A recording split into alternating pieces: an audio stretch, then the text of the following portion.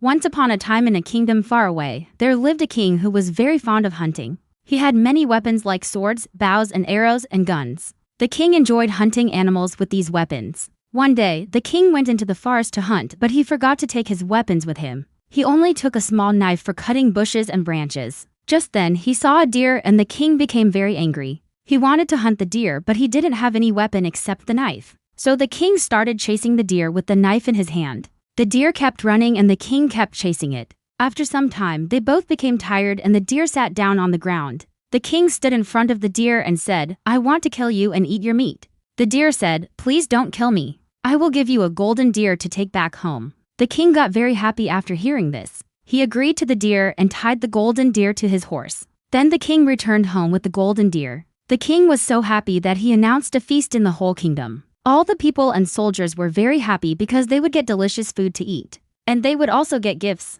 They all celebrated the king's victory. The king sat on his throne and watched everyone celebrating. He felt very proud. After some time, the king remembered the deer that he had chased in the forest. He thought, "I was very tired while running in the forest. If I had a vehicle that could carry me, then I would be able to hunt more animals." The king called his engineer and asked him to build a chariot for him. The engineer went to the king's stables and took the golden deer to build the chariot. After many days, the chariot was ready. It was very beautiful and strong. The king liked it very much and started using it to go on hunting every day. One day, the king went to hunt and he forgot to take his weapons again. He took the knife with him but forgot to take the arrow. For the bow and the gun, he was very upset because he couldn't hunt without weapons. Just then, he saw a bird sitting on a tree. The king became very angry and shouted, "Hey, bird, come here." The bird got scared and flew away. The king ran behind the bird and shouted, "I will catch you."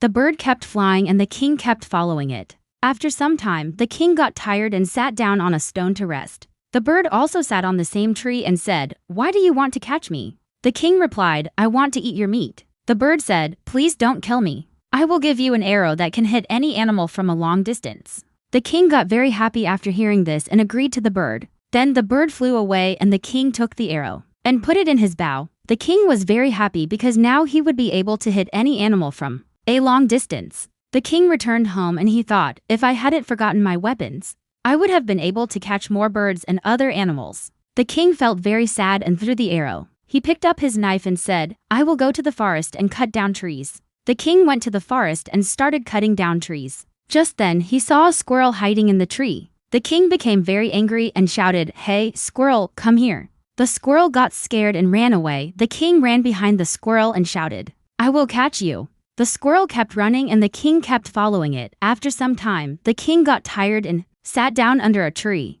The squirrel came near the king and asked, "Why do you want to catch me?"